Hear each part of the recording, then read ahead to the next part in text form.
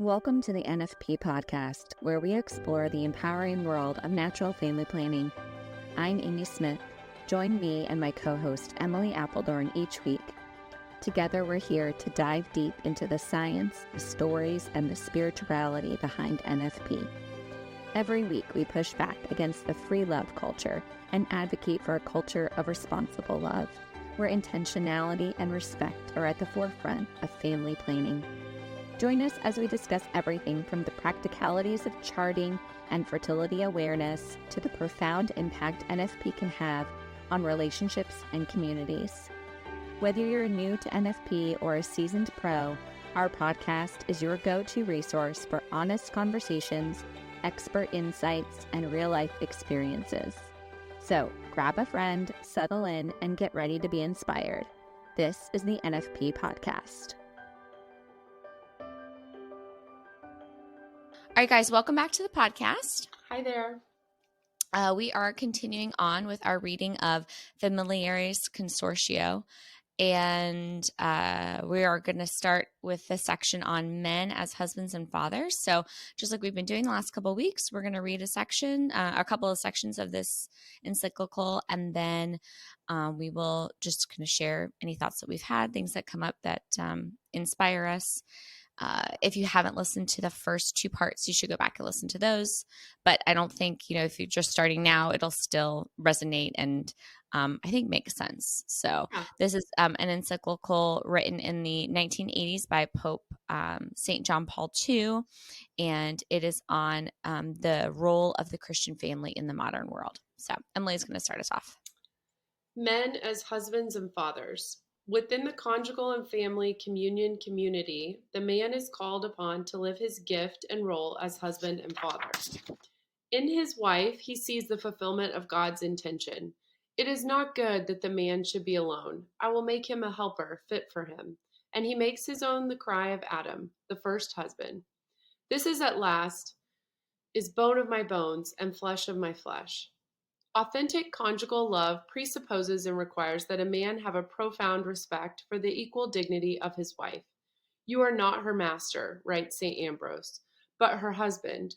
She was not given to you to be your slave, but your wife. Reciprocate her attentiveness to you and be grateful to her for her love. With his wife, a man should live a very special form of personal friendship. As for the Christian, he is called upon to develop a new attitude of love, manifesting towards his wife a charity that is both gentle and strong, like that which Christ has for the church. Love for his wife as mother of their children and love for the children themselves are for the man the natural way of understanding and fulfilling his own fatherhood. Above all, where social and cultural conditions so easily encourage a father to be less concerned with his family, or at any rate less involved in the work of education, efforts must be made to restore socially the conviction that the place and task of the father in and for the family is of unique and irreplaceable importance. As experience teaches, the absence of a father causes psychological and moral imbalance and notable difficulties in family relationships, as does, in contrary circumstances, the oppressive presence of a father, especially where there still prevails the phenomenon of machismo, or a wrong superiority of male prerogatives, which humiliates women and inhibits the development of healthy family relationships. In revealing and in reliving on earth the very fatherhood of God, a man is called upon to ensure the harmonious and united development of all the members of the family. He will perform this task by exercising generous responsibility for the life conceived under the heart of the mother, by a more solicitous commitment to education, a task he shares with his wife, by work which is never a cause of division in the family, but promotes its unity and stability, and by means of the witness he gives of an adult Christian life, which effectively introduces the children into the living experience of Christ and the Church. The rights of children. In the family, which is a community of persons, special attention must be devoted to the children by developing a profound esteem for their personal dignity and a great respect and generous concern for their rights. This is true for every child, but it becomes all the more urgent the smaller the child is and the more it is in need of everything, when it is sick, suffering, or handicapped.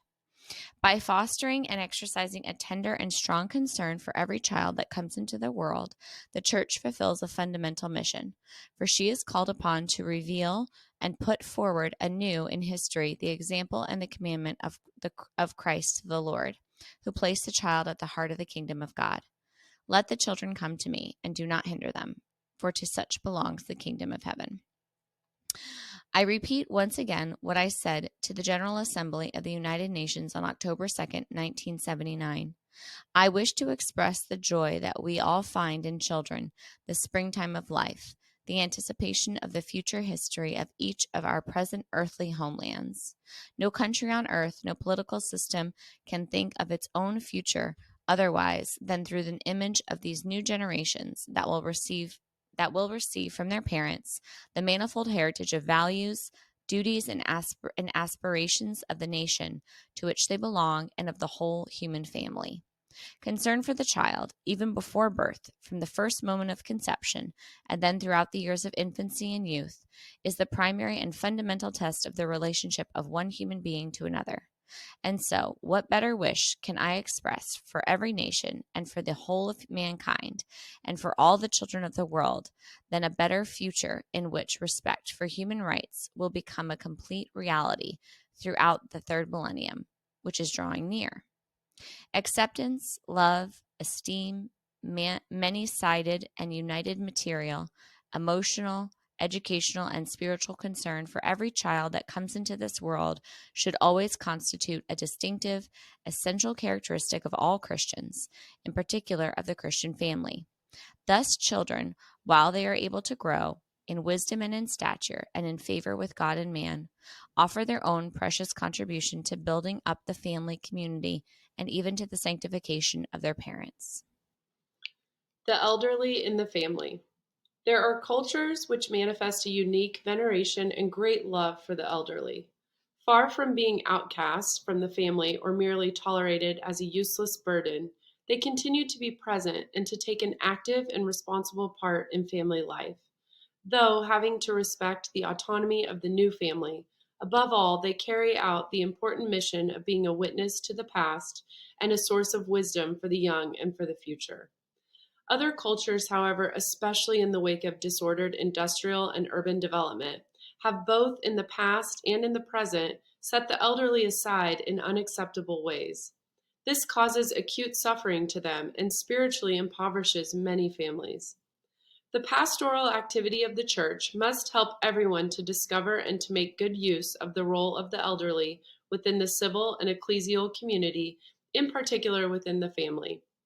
In fact, the life of the aging helps to clarify a scale of human values.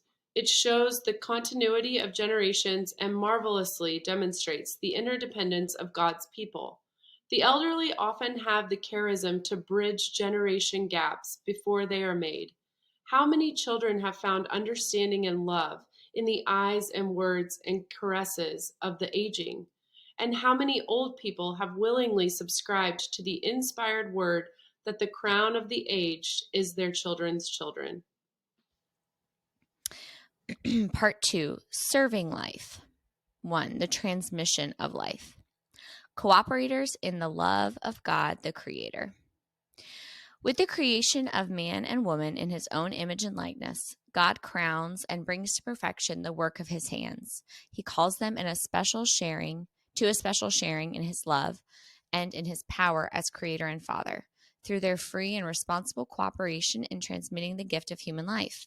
God blessed them, and God said to them, "Be fruitful and multiply, and fill the earth and subdue it." Thus, the fundamental task of the family is to serve life, to actualize in history the original blessing of the Creator, that of transmitting by procreation the divine image from person to person.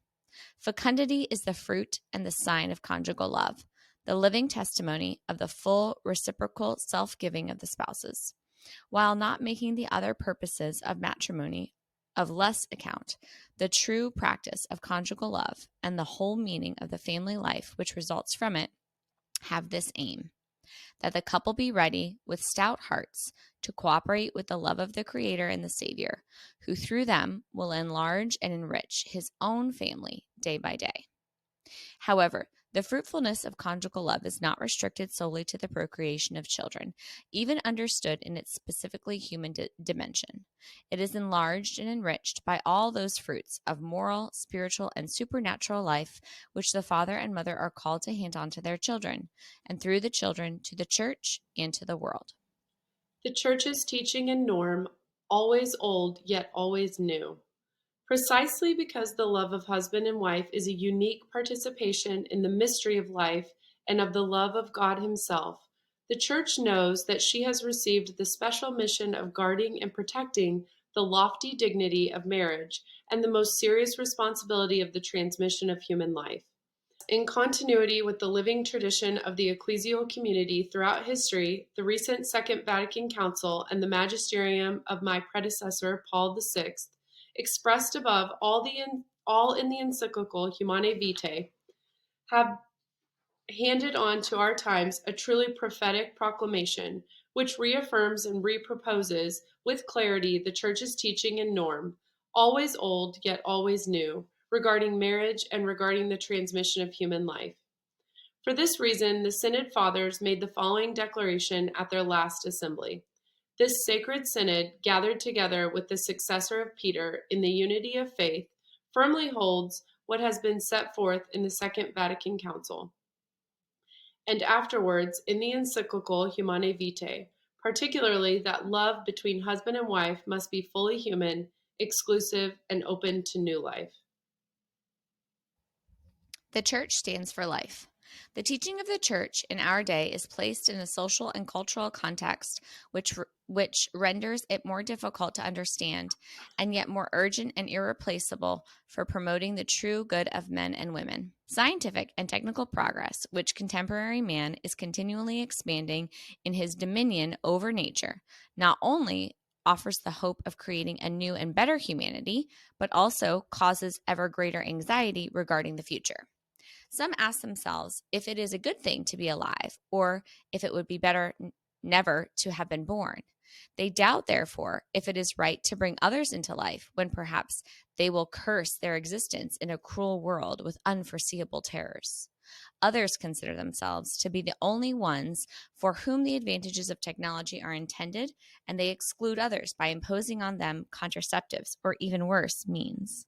Still others, imprisoned in a consumer mentality and whose sole concern is to bring about a continual growth of material goods, finish by ceasing to understand and thus by refusing the spiritual riches of a new human life. The ultimate reason for these mentalities is the absence in people's hearts of God, whose love alone is stronger than all the world's fears and can conquer them. Thus, an anti-life mentality is born, as can be seen in many current issues. One thinks, for example, of a certain panic deriving from the studies of ecologists and futurologists on population growth, which sometimes exaggerate the danger of demographic increase to the quality of life. But the Church firmly believes that human life, even if weak and suffering, is always a splendid gift of God's goodness. Against the pessimism and selfishness which cast a shadow over the world, the Church stands for life. In each human life, she sees the splendor of that yes, that amen, who is Christ Himself. To the no, which assails and afflicts the world, she replies with this living yes, thus defending the human person and the world from all who plot against and harm life. The Church is called upon to manifest anew to everyone with clear and stronger conviction her will to promote human life by every means and to defend it against all attacks, in whatever condition or state of development it is found.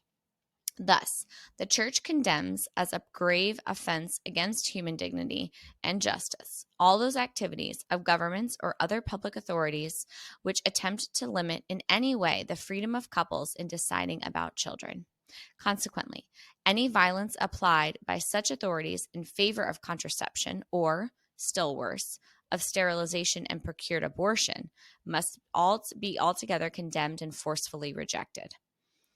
Likewise, to be denounced as gravely unjust are cases where, in international relations, economic help given for the advancement of peoples is made conditional on programs of contraception, sterilization, and procured abortion.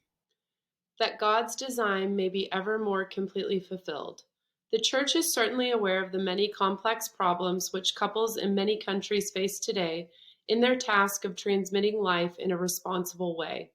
She also recognizes the serious problem of population growth in the form it has taken in many parts of the world and its moral implications.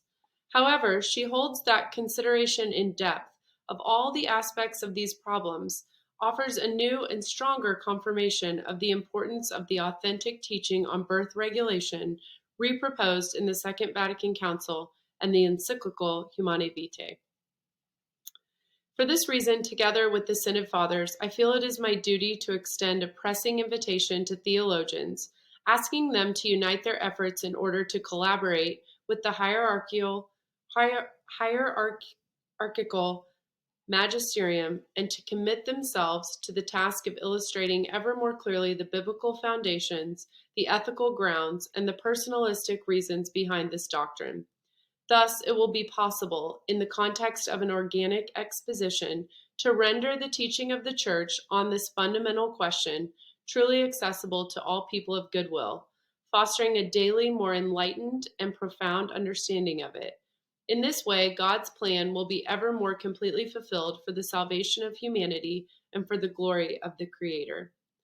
A united effort by theologians in this regard, inspired by a convinced adherence to the magisterium, which is the one authentic guide for the people of God, is particularly urgent for reasons that include the close link between Catholic teaching on this matter and the view of the human person that the Church proposes. Doubt or error in the field of marriage or the family involves obscuring to a serious extent the integral truth about the human person in a cultural situation that is already so often confused and contradictory. In fulfillment of their specific role, theologians are called upon to provide enlightenment and a deeper understanding, and their contribution is of incomparable value and represents a unique and highly meritorious service to the family and humanity. And an integral vision of the human person and of his or her vocation. In the context of a culture which seriously distorts or entirely misinterprets the true meaning of human sexuality because it separates it from its essential reference to the person, the Church more urgently feels how irreplaceable is her mission of presenting sexuality as a value and task of the whole person, created male and female in the image of God. In this perspective, the Second Vatican Council clearly affirmed that when there is a question of harmonizing conjugal love with the responsible transmission of life, the moral aspect of any procedure does not depend solely on sincere intentions or on an evaluation of motives. It must be determined by objective standards.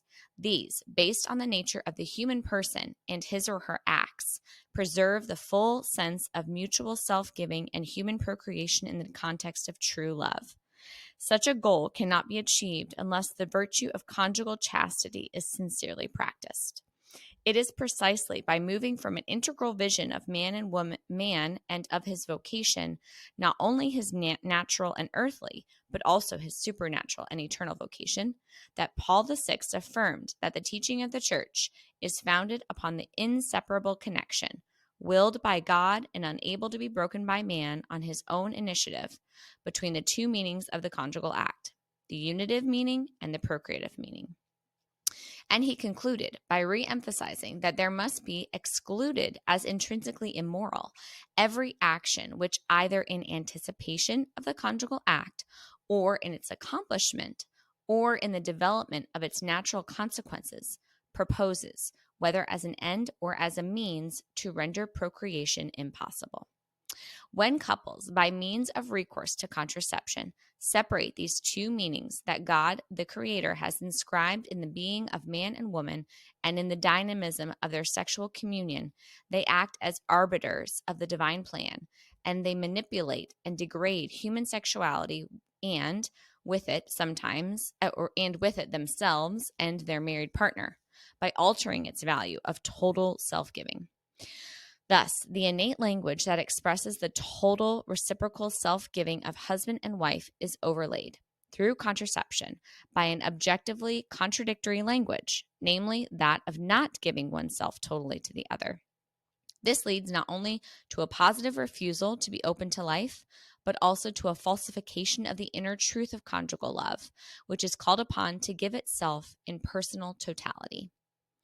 When instead, by means of recourse to periods of infertility, the couple respect the inseparable connection between the unitive and procreative meanings of human sexuality, they are acting as ministers of God's plan, and they benefit from their sexuality according to the original dynamism of total self-giving, without manipulation or alteration.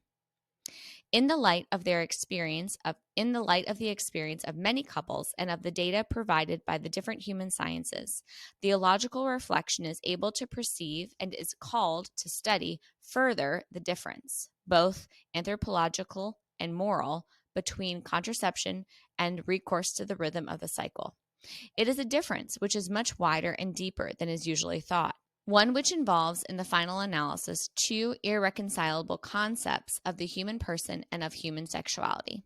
The choice of the natural rhythms involves accepting the cycle of the person, that is, the woman, and thereby accepting dialogue, reciprocal respect, shared responsibility, and self-control. To accept the cycle and to enter into dialogue means to recognize both the spiritual and corporal character of conjugal communion and to live personal love with its requirement of fidelity.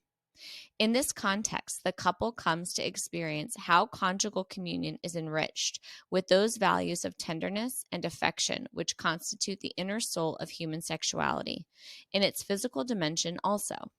In this way, sexuality is respected and promoted in its truly and fully human dimension, and is never used as an object that, by breaking the personal unity of soul and body, strikes at God's creation itself at the level of the deepest interaction of nature and person.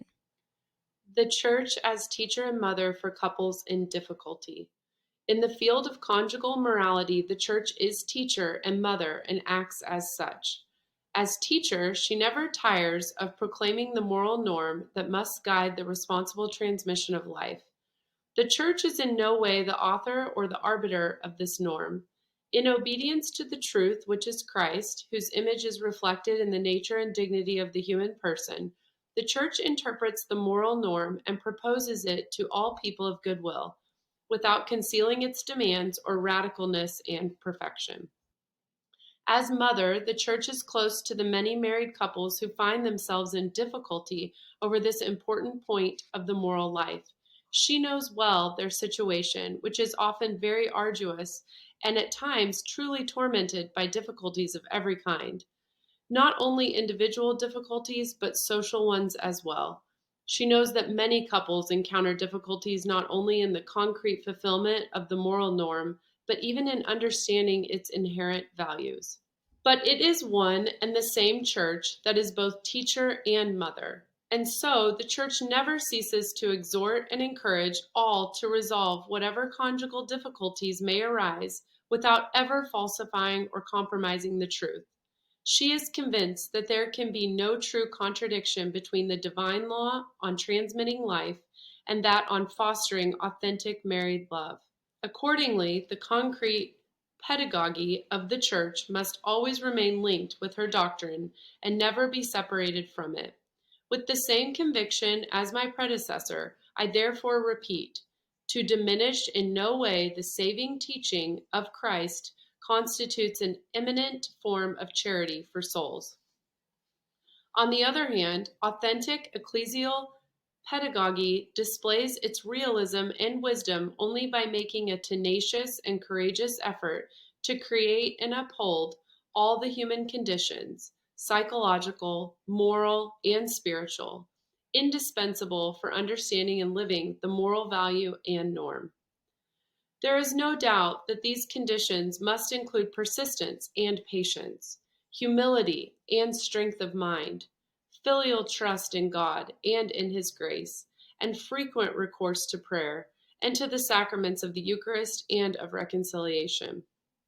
Thus strengthened, Christian husbands and wives will be able to keep alive their awareness of the unique influence that the grace of the sacrament of marriage has on every aspect of married life, including therefore their sexuality, the gift of the Spirit, accepted and responded to by husband and wife, helps them to live their human sexuality in accordance with God's plan and as a sign of the unitive and fruitful love of Christ for his church.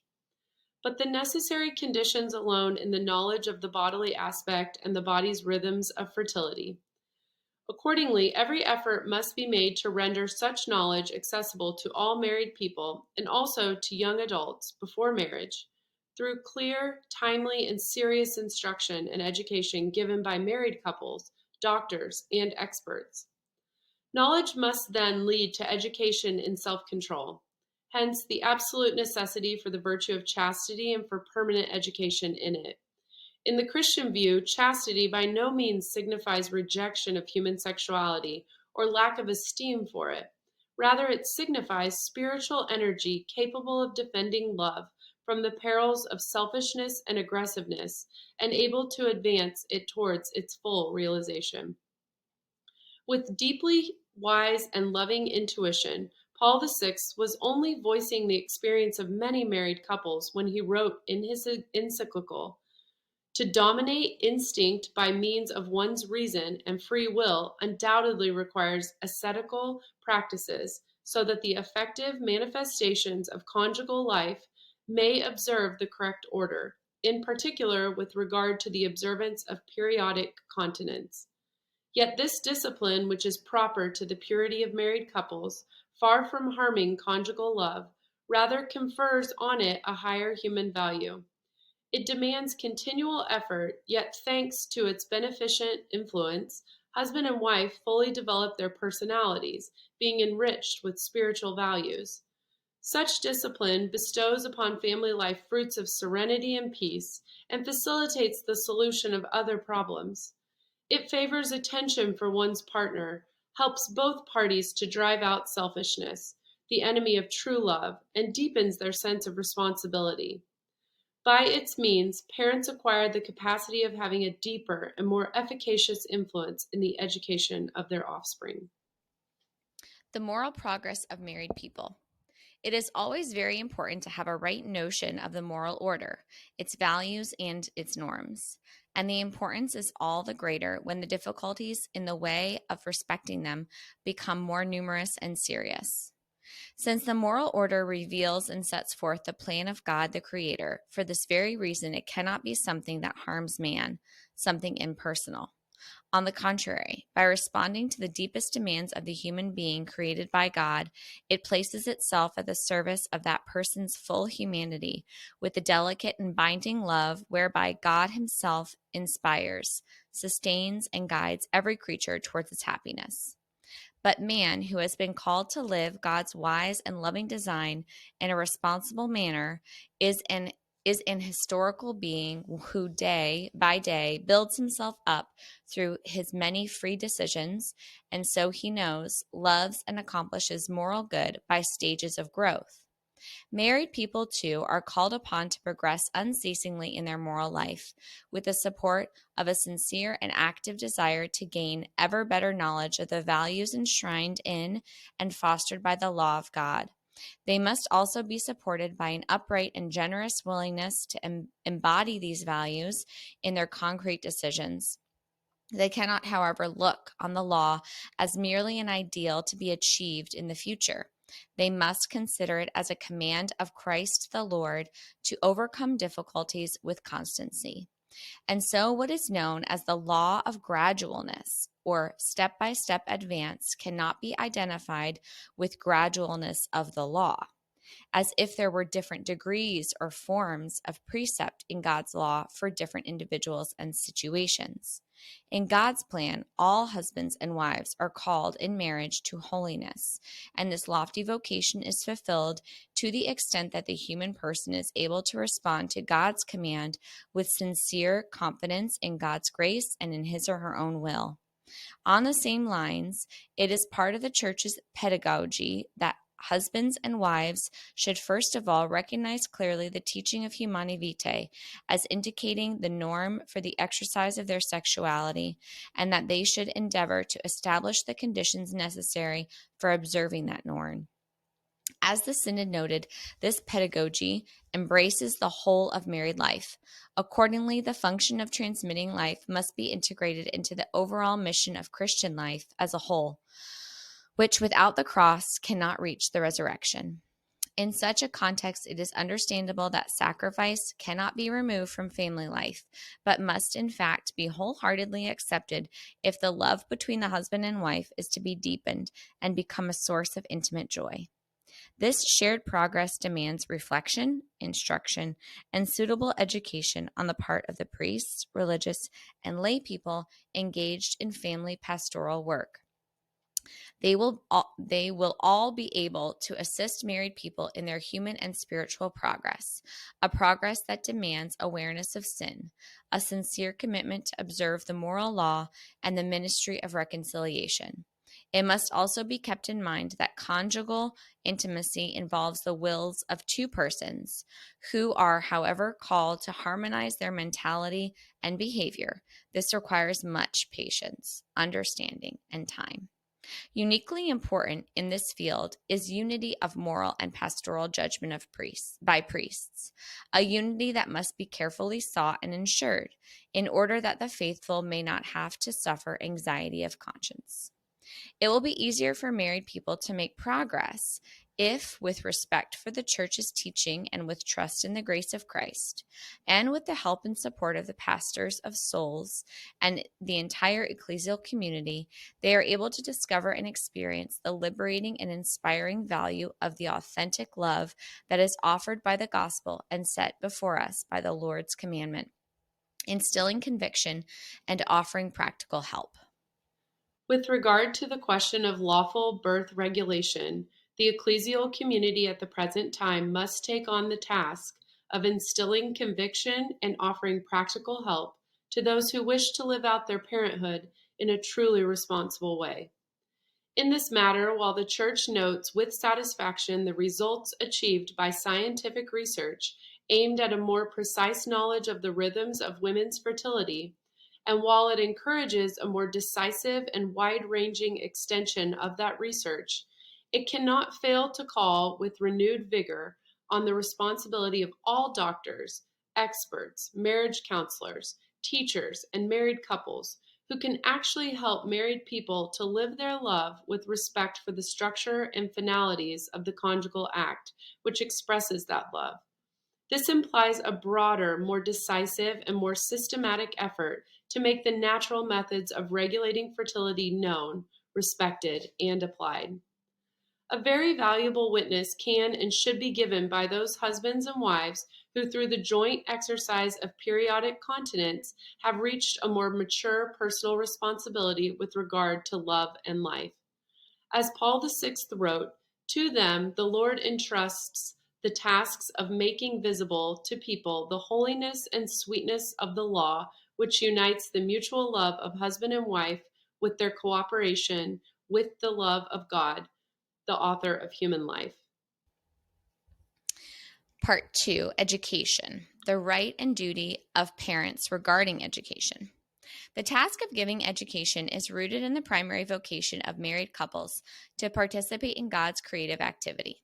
By begetting in love and for love a new person who has within himself or herself the vocation to growth and development, parents, by that very fact, take on the task of helping that person effectively to live a fully human life. As the Second Vatican Council recalled, since parents have conferred life on their children, they have a most solemn obligation to educate their offspring. Hence, parents must be acknowledged as the first and foremost educators of their children. Their role as educators is so decisive that scarcely anything can compensate for their failure in it.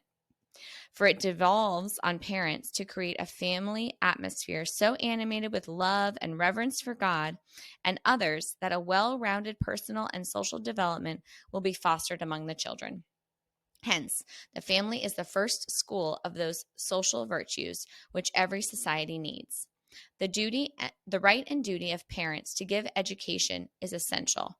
Since it is connected with the transmission of human life, it is original and primary with regard to the educational role of others. on account of the uniqueness of the loving relationship between parents and children, and it is irreplaceable and inalienable, and therefore incapable of being entirely delegated to others or usurped by others. In addition to these characteristics, it cannot be forgotten that the most basic element, so basic that it qualifies the educational role of parents, is parental love, which finds fulfillment in the task of education as it completes and perfects its service of life, as well as being a source. The parent's love is also the animating principle and therefore the norm inspiring and guiding all concrete educational activity, enriching it with the values of kindness, constancy, goodness, service, disinterestedness, and self-sacrifice that are the most precious fruits of love. Educating in the essential values of human life. Even amid the difficulties of the work of education, difficulties which are often greater today, parents must trustingly and courageously train their children in the essential values of human life. Children must grow up with a correct attitude of freedom with regard to material goods by adopting a simple and austere lifestyle and being fully convinced that man is more precious for what he is than for what he has. In a society shaken and split by tensions and conflicts caused by the violent clash of various kinds of individualism and selfishness, children must be enriched not only with a sense of true justice, which alone leads to respect for the personal dignity of each individual, but also and more powerfully by a sense of true love, understood as sincere solicitude and disinterested service with regard to others, especially the poorest and those in most need. The family is the first and fundamental school of social living. As a community of love, it finds in self-giving the law that guides it and makes it grow. The self-giving that inspires the love of husband and wife for each other is the model and norm for the self-giving that must be practiced in the relationships between brothers and sisters and the different generations living together in the family. And the communion and sharing that are part of everyday life in the home at times of joy and at times of difficulty are the most concrete and effective pedagogy for the active, responsible, and fruitful inclusion of the children in the wider horizon of society. Education in love as self-giving is also the indispensable premise for parents called to give their children a clear and delicate sex education. Faced with a culture that largely reduces human sexuality to the level of something commonplace, since it interprets and lives it in a reductive and impoverished way by linking it solely with the body and with selfish pleasure, the educational service of parents must aim firmly at a training in the area of sex that is truly and fully personal, for sexuality is an enrichment of the whole person, body, emotions, and soul, and it manifests its inmost meaning in leading the person to the gift of self in love. Sex education, which is a basic right and duty of parents, must always be carried out under their attentive guidance, whether at home or in educational centers chosen and controlled by them. In this regard, the Church reaffirms the law of subsidiarity, which the school is bound to observe when it cooperates in sex education by entering into the same spirit that animates the parents. In this context, education for chastity is absolutely essential, for it is a virtue that develops a person's authentic maturity and makes him or her capable of respecting and fostering the nuptial meaning of the body. Indeed, Christian parents, discerning the signs of God's call, will devote special attention and care to education in virginity or celibacy as the supreme form of that self-giving that constitutes the very meaning of human sexuality. In view of the close links between the sexual dimension of the person and his or her ethical values, education must bring the children to a knowledge of and respect for the moral norms as the necessary and highly valuable guarantee for responsible personal growth in human sexuality. For this reason, the Church is firmly opposed to an often widespread form of imparting sex information disassociated from moral principles. That would merely be an introduction to the experience of pleasure and a stimulus leading to the loss of serenity, while still in the years of innocence, by opening the way to vice. Gosh. Wow. I know. Wow. we don't have a lot of time to talk today, but So many things. it's so good. So Just go good. back and re-listen. I mean, it's so good. Everything. So good. The talking about the beginning and talking about the elderly and the family. I just loved it. I loved that so much. I I know. still think of things daily that my grandparents would say that really were so full of wisdom. I didn't realize it at the time, but they just stick, and Right. especially Right. when it's repeated. Right. And I'm thinking of things like that. And it's so powerful. It's really important for kids to have relationships with their grandparents. Our society just doesn't foster that as much. Well, I was just thinking we're so blessed to have Joey's dad live near us. It's amazing. And not only in the proximity, but in his like own desire, he loves all of us, and he really loves his grandkids. So it's not just like that we would like him to be involved, but that he wants to be involved. And he comes to activities. He comes and babysits the kids for us during the week. Like just this, it's mutually beneficial. Like Joey and I talk about this all the time. Like the kids love it. He loves it. We're all getting something from it. It's just, yeah, it's so great, and he is seen as like this, the wise, he's almost like the Google search of the house, of the family, like, well, you should ask G-Paw. He was, Maxwell asked me questions about history. I'm like, well, G-Paw was alive actually during then. Like you should ask G-Paw about it, or G-Paw's read about it because he loves history and things. So yeah, I loved starting off with that part because I was just like, gosh, that's such a blessing to have that, Such a blessing. I was just Really thinking, all of these, parenting books and self-help books are all out there. If every parent read this encyclical before or during parenthood at any point, it's never too late. I just always want people to know that. I've never read this before. This is so profound and so perfect for our time. And this should be read and encouraged in all parishes. This is so important for families. It's so timely too with a season of Lent to, repent and believe in the gospel. Like you can change, like we can change. Thanks be to God. By God's grace, his spirit is leading us. Like we can pivot, we can change, we can do. It's only Satan that says like, you're just kind of stuck on this hamster wheel. Like it's just the way it is. You keep trying to change. It's just impossible. You just can't do it. No. Nope. Keep trying, like keep moving, keep pivoting, moving in this different direction. I think the profound level of responsibility that this just exudes on the role of married couples and as parents, the education of our children, it goes right from the procreation of human life and to the education of human life. Like it is. Yeah, the statement of their role as educators is so decisive that scarcely anything can compensate for their failure in it. That just struck me. It just struck me. Right.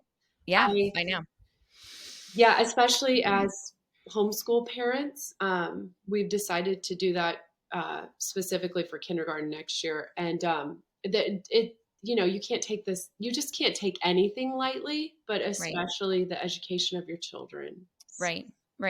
And I think by saying that too, it doesn't mean like, okay, we can, then because whether we're homeschooling or in school, like, well, we can never miss a day of like book learning. Like that's not what this is saying. It's more like, you're always learning, right? That's the joke is like actually every parent is a quote unquote homeschool parent. Absolutely. Because your kids are always watching you. You're always forming them for the good and the not so good, right? Like we all know that. Like when we see something in our kids and we're like, oh my gosh, I know where you got that from. Yes.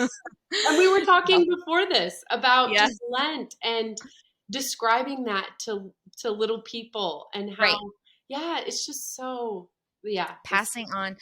Yeah, it's more than book knowledge. Book knowledge is important, but it's also just daily life, how we treat other people, how we engage in conversation, like all of these things. And when our children are away from us for an extended period of time, we just want to make sure that whoever then is in that role that we would be in if they were with us is doing what we would want them to be doing or is doing what we would want them to do. So I know we have to wrap up, Emily. I wanted to give like one example is I remember I was going back to school and I needed some help with Max to watch him. And it was like, okay, what setting could I find that was most closely like imaging what we would do at home. And at the time it was a Montessori program until the Montessori program went woke. Then we had to get out of that. But at the time it was this Montessori program they were outside a lot. They just had this way of being with small children that was what I do at home, or what I wanted to be doing at home. So I was like, okay, this is the perfect setting for them for that, for these, 4 hours or 3 hours of the day or whatever it is. So I think that's the thing, is like parents need to know, like, even if you're sending your child to school, you're sending your child to whatever program, right? And a sporting program, whatever it is, like the values, the character being demonstrated by the adult in charge, is that what you would be doing at home? Like, do you feel comfortable with that? And if you do, okay, then it's probably going to be a good setting. If you don't, then either you need to be on top of it and figure, if that's the only option you have, then you just need to be more involved to make sure that your kid is still getting what you want them to be getting, despite maybe not the best situation. Because that's reality, right, Emily? Like some kids, some parents, like say single mom, single dad, whatever it is, like, or they don't have help, right? So they're having to use a childcare setting. Mom and dad are both working. I don't know, whatever it is. There's a million scenarios. You just need, the responsibility still falls on you. Yeah. And I think your example brings this to life, right? Like that's an applicable example to, how this applies to our lives. Right. Yeah. I just think about St. Joseph so much, especially in the father part. And, I know this goes without saying, but, he is the exemplary, just person for us to, especially for men, to strive to be as husband and fathers. And I think about all of the virtues that can be learned from him, both for men and women. Right. And I think this other part that stood out to me too is the role of the church in the formation of couples. I thought that was really profound, Emily, and like made me think of all the ways that maybe churches are usurping their responsibility and when they're forming couples for marriage. And like, I don't know, I just felt very vindicated by reading this section of like, yes, okay. So I wasn't off base to think like, no, church, you can't water this down. Priests, you can't neglect this aspect of your formation. Like couples need to know what's happening, and they need to be exposed to the science and to the moral realism of what it is that we're talking about with the marital act, and in the context of the sacrament of marriage, what that looks like, what they're called to be responsible for. Like you got to really lay that out and provide them with the education to understand their body. I thought the way he wrote out the beauty of like knowing the natural rhythms. I love that he refers to it as the natural rhythms. I do too. Because that's the same theme we see throughout all of God's creation, right? All of God's creation, there's order, there's rhythm, there's cycle, and then we see that in the body and in our fertility. There's time for fertility, there's time for infertility. It's just beautiful. It's so well written. So beautiful. Yeah, it's so perfect. It's so the Holy Spirit, right? It's convicting and it's consoling at the same time. Yes. Yeah. Yes. It's great. I feel like overall it's easy to understand. Sometimes encyclicals are, can feel so wordy and just over the head. But yeah, this is long, but if you break it up into chunks, man, it's so special. Oh yeah, I'm glad we're breaking it up into chunks. I couldn't sit and read this all in once. Even the amount that we're trying to read each week to get it so that it spreads out over Lent, right. I'm still like, wow, that's a lot to chew on. So a lot. Mm-hmm. Yeah, you could spend a long time. Yeah, just biting this off. Oh yeah. All right. So I'll link to the show notes again, the encyclical for everybody to. Sounds good. Bye. That wraps up another episode of the NFP Podcast. Thank you so much for joining us today. We hope you found our discussion enlightening and empowering. Don't forget to subscribe so you never miss an episode. We'd love to hear from you. Please connect with us by sending us an email with your questions and stories to thenfpshow@gmail.com. We'll be back next week with more insights, tips, and heartfelt conversations about natural family planning. Until then, love responsibly.